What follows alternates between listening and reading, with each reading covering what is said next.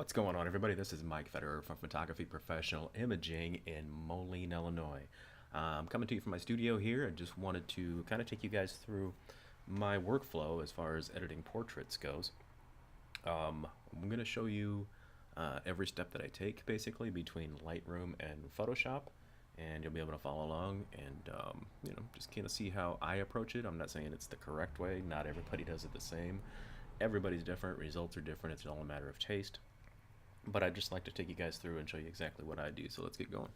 So here you see Lexi, the before and after. I'll show you exactly how we took the original straight out of camera image and got to this point. Now keep in mind that the one on the right here, the after photo, is not completely finished. This is just something that I did for a quick Facebook share. But I'm going to go ahead and take you through the steps that I would normally do. And basically this is just about the same for just about every photo, portrait that is. But anyway, let's take you through some of the things that I'll be using, or that I use every time for editing, is a Wacom tablet, and then of course Lightroom CC and Photoshop CC for all the editing. Alright, so here I've got the image straight out of camera. The first thing that I notice is that I want to kind of zoom in and clean up any distractions. I don't like to call them blemishes or anything like that. It's just things that will distract the viewer's eye away from really what I want them to see, which is her eyes. She's got these beautiful blue eyes. We're going to enhance those. But the first thing I usually do, as far as my first step goes, is I'm going to hit Command E, which is going to take us over into Photoshop. And then in Photoshop, I'll go into the very minute details as far as any blemish removals that I need to make, stray hairs, lint, things like that on the wardrobe. So we're going to go in and do that first, and I'll kind of talk you through the shortcut keys that I use. So I'm going to zoom in a little bit here so I can see more of the details. Now she's got beautiful skin. We really don't have to do much to it, although I do see a few things that I'd just like to, again, I call them distractions. They're not really blemishes. Once again, I want your focus, or the focus of the viewer, to be right on the eye area. Just make them just jump off the page or jump off the photograph. But one thing I do notice is that she's got a little cut or scar or something there. We're going to take that out, and we're going to get rid of some of these stray hairs. So the first thing I'm going to do in Photoshop now is I'm going to hit the J key, which is going to give me my blemish removal tool, as you'll see over here. Or, excuse me, spot healing brush tool. I get them mixed up. What's really weird is that as a professional photographer in Photoshop, I really don't use that many tools within Photoshop. I might use 3 or 4, and the rest of it kind of goes to waste, because honestly I am not a Photoshop guru. I know what works for me. I can do it quickly, and it's an in and out process. So again, the J key, spot healing brush tool. Shortcuts are really important to me. They make my workflow go really quickly, so if you can learn those, I'll kind of mention them as we go along here. So the first thing I'm going to do is take this little scar cut out of the way here, and while I'm here I see these little pieces of lint that I'm not going to worry a whole lot about, because I am going to darken the blacks in the photograph here so that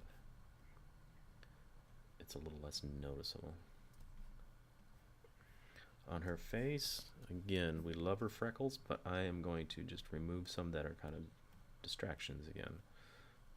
If I notice them in the photograph, other people are going to notice them, and there's a couple of errant hairs here that I'm going to take care of. And just get them off of her face. Again, these things may or may not even be noticed if I left them alone by the client, but because I am zoomed in so far on this and I can see that, I'm just going to go ahead and take care of it. I would rather have it go out as perfect as possible, rather than get a phone call back by the client asking me to do things that could have been done the first time around. So if we're going to do it, let's do it right? So there's just a couple of clumps here on mascara, on the eyelashes here. We'll get rid of those little smears. Nothing too major. You can see how detailed we can get with the Wacom pen and tablet here. All we really need to do is tap on those little clumps there to get them out of the way. A piece of dry skin. And again, nothing major here. I'm going to try to do this as quickly as possible so you guys don't get bored. So again, this is just the shortcut key J, spot healing brush tool, and again, all I'm doing is showing you guys my process for portraiture. So I'm going to zoom back out here, take another look, zoom back in, just anything that I see that's distracting. So now, again, very quickly, I'm not going to spend a whole lot of time on the flyaways here because that can take some time, but literally the J key or the spot healing brush tool does a very nice job. All you got to do is just draw over it and it'll substitute the background in. And again, not getting too crazy. Just want to clean it up. Now when you see the screen moving around, maybe you know this, maybe you don't, hold the space bar down and drag the page. So again, you get the idea. That's just the J key. This is something I might take off. I'm going to increase the brush size here. Brush over these errant hairs over her shirt, blouse.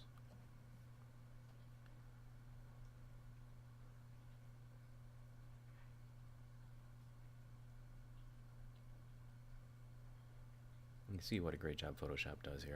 I'm literally just brushing over things here, and Photoshop takes care of the rest as far as the blending and all that good stuff. So it comes out looking very, very well.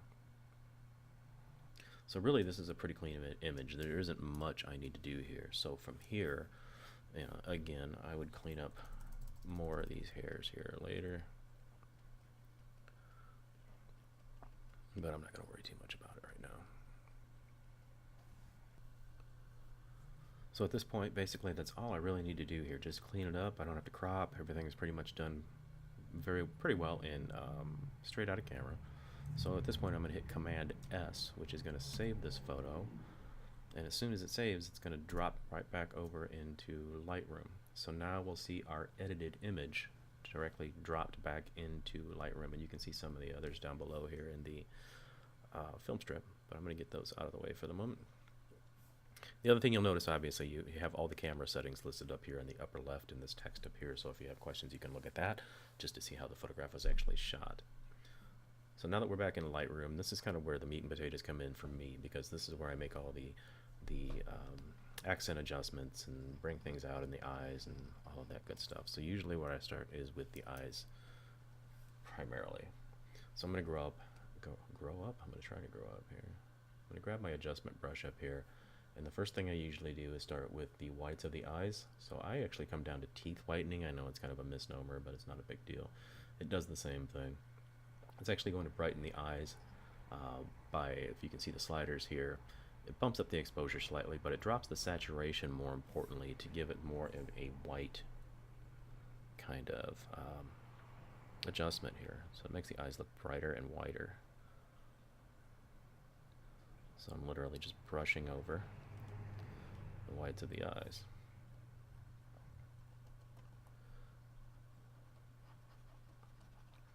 Do that. And then the next thing I usually do, she's not smiling, otherwise I would go over the teeth at the very same time.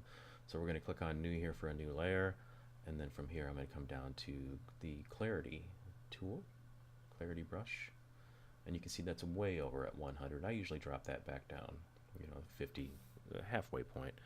And what I'm going to do from here is actually go over the eyelashes. The whole idea here, guys, is to make the eyes pop, to really make them noticeable. And I'll give a light brushing over the entire eye itself.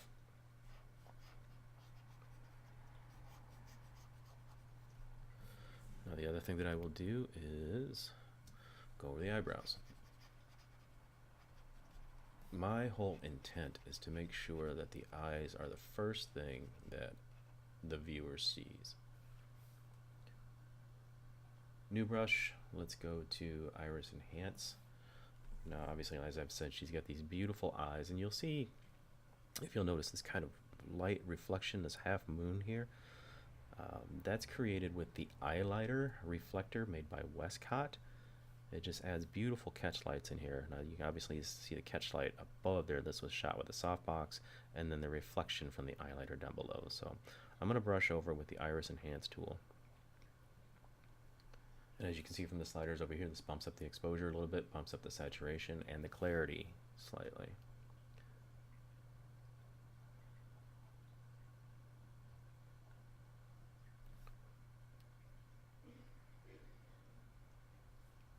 Okay.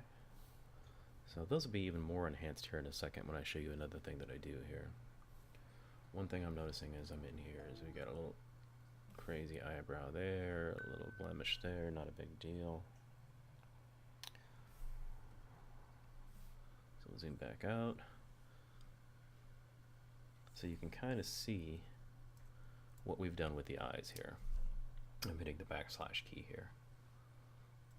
So you can see just those couple of adjustments make her eyes just pop right off the page. When my clients look at their photographs, I want them to be able to look away from the photograph and look back and see the very first thing, is her eyes. Eyes sell portraits, period. That's all there is to it. So we want to draw as much attention to those as we can. So the next thing I'm going to do here is actually come down to our calibration, our camera calibration, and this is kind of a little trade secret, if you will, but if we take the bottom saturation, this blue line here, and bump it up a little bit, you'll see what it does to the colors. It just enriches the colors without going through the saturation sliders up above. It just, when I move the saturation slider here up in the basic panel, it just gets really kind of nasty. I don't like using that at all. For me, it's much better result if I come down to the blue primary saturation slider down here. So automatically, obviously, as you might guess, it's going to enhance her eyes because they are blue. But it just gives a nice tone overall to the skin tones and the hair and things like that. So speaking of the hair, another thing that I'm going to do here is I'm going to come back to my adjustment brush, and I'm going to grab my clarity tool again. Now here is where I'll actually bump up the clarity, the strength of the clarity here. And I'm just going to brush over her hair, and you'll kind of see what happens is that it automatically enhances the hair and brings out the detail in this beautiful red hair that she has. Okay. So again, if we go before and after, you can kind of see this picture taking shape, this photograph taking shape. So believe it or not, we're almost there. And again, I'm talking through this, but normally when editing a portrait like this, I can knock one out in 3 to 5 minutes usually. It's a repetitive process for me, but it doesn't take long once you do a few thousand. I mean, keep in mind that primarily I'm a wedding photographer. I have been for the past 10 years, and we average about 3,000 photographs per wedding, and then we'll cull them down to 500 or 600. But literally, I'm going through 500 or 600 photographs.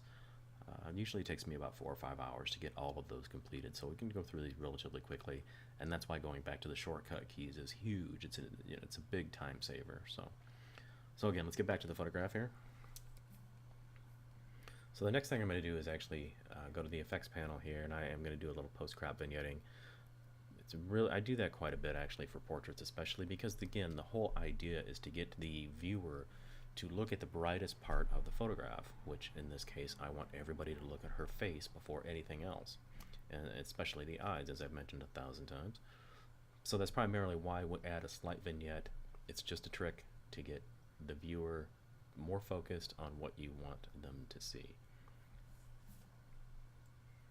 So really, there's not much else I would do. Another little trick that I do is I actually come in with the noise reduction.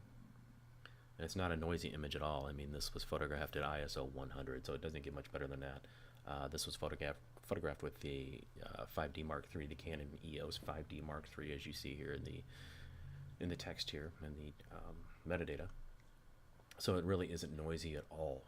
But what I like to do is come into the noise reduction and bring it up, because it helps to smooth the skin without looking too choppy or just messy. So because I've done that, I also bring the sharpening back up as well to bring the detail back out, especially in the eyes, as you can see here in our little preview window here. But again, just that little bit of noise reduction and adding the sharpening back in kind of smooths the skin overall as a whole, and then the whole photograph for that matter. So a little trick that I like to use. So I think one last thing that I want to do here is I want to bring out her eyes just a little bit more. So I'm going to come back to my selection brush here, and we're going to zoom into her eyes. Not quite that far. I'll go 2 to 1. And basically all I'm going to do is come back in to the saturation, and I want to make those baby blues a little bluer, just to give it a little more punch.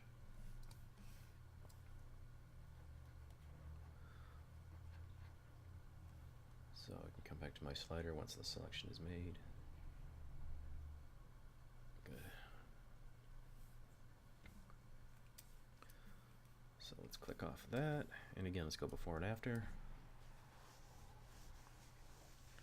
We're getting there. It's beautiful, beautiful, beautiful, beautiful portrait.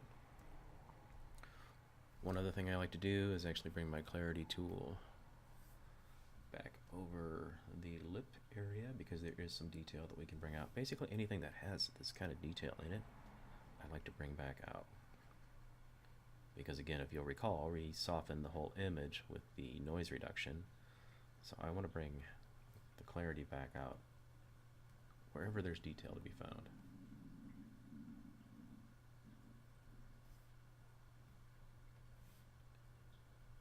So very quickly, within a matter of minutes, we have a pretty nice portrait here.